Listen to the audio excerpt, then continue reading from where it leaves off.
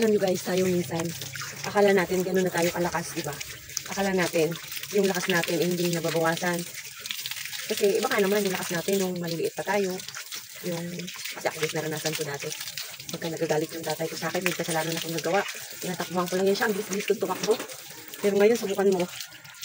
Subukan mong patakbuhin ako guys. Hindi na ako makatakbo ng mabilis. Tapos, madali akong mapagod. Hindi na kagaya dati. Kala ko nga kaya kong damuhan ito lahat. Hindi pala. Katikim lang pala yun guys. Pilipilid lang pagdamo. At least nabawasan, diba? Pero yan siya nga oh. Ang nakikita nyo, diba? Matataas pa rin yung mga damo.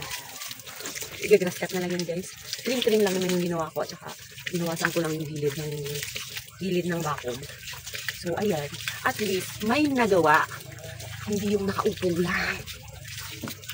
So ang gagawin ko ngayon guys is mag-almusal dahil ito na ako.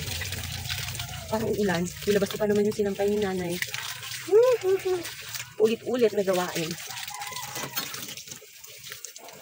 Ang guys ng abang nung ginawa ko popcorn kanina.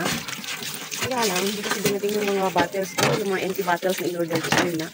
Kaya, ang gagawin ko, bibili na lang ako dyan sa tindahan. Mamaya.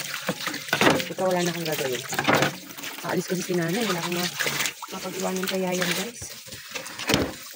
So, kailangan ko na magpahinga. Ako, ang dami ko ng kagat-kagat ng langgam. Ang dami pa lang langgam na kulay-pula. Ang kape guys, ang kape.